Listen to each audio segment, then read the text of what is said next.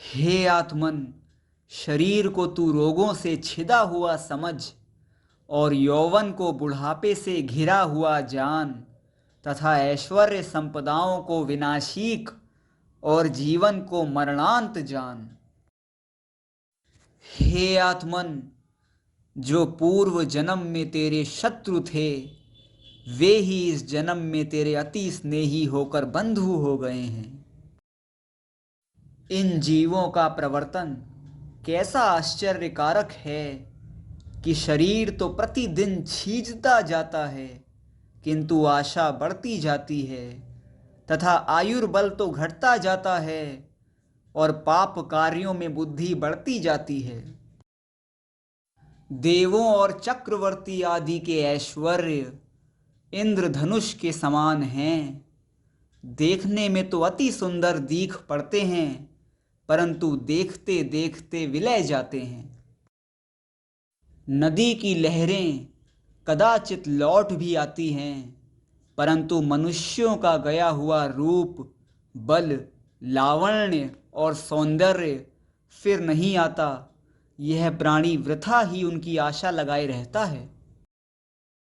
जीवों का आयुर्बल तो अंजलि के जल समान क्षण क्षण में निरंतर झरता है और यौवन कमलिनी के पत्र पर पड़े हुए जल बिंदु के समान तत्काल ढलक जाता है। यह प्राणी वृथा ही स्थिरता की इच्छा रखता है।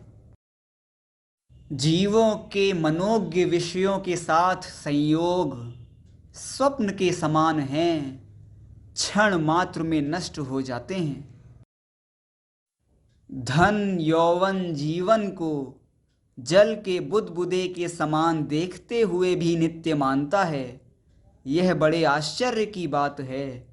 सत्य ही है, मोह का माहात्म्य बड़ा बलवान है।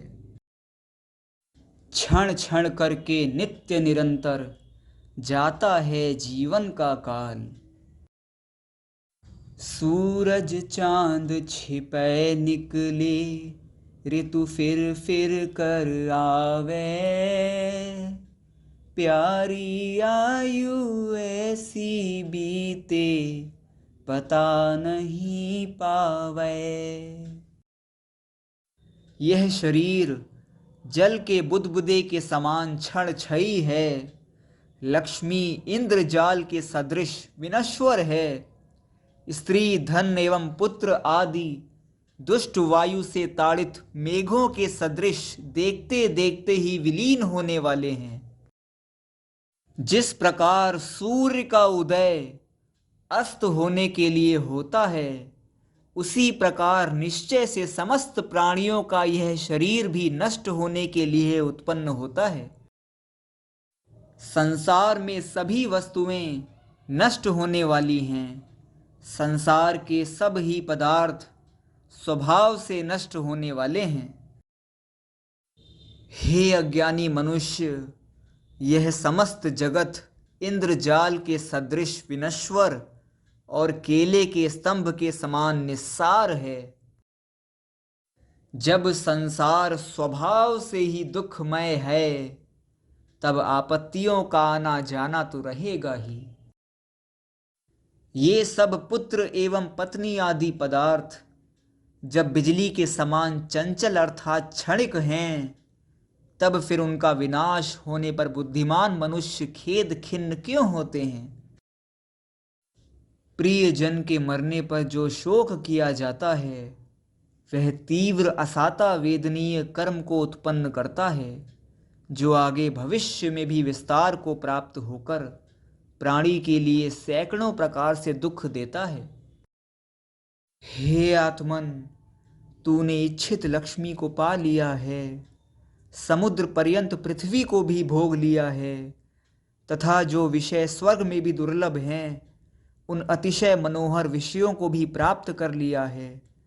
फिर भी यदि पीछे मृत्यु आने वाली है तो यह सब विष से संयुक्त आहार के समान अत्यंत रमणीय होकर भी धिक्कार के योग्य है। इसलिए तू एकमात्र मुक्ति की खोज कर। भाग्यवश राजा भी क्षण भर में निश्चय से रंक के समान हो जाता है तथा समस्त रोगों से रहित हुआ युवा पुरुष भी शीघ्र ही मरण को प्राप्त होता है। अभिमान करने के योग्य कोई भी पदार्थ यहाँ स्थायी नहीं है।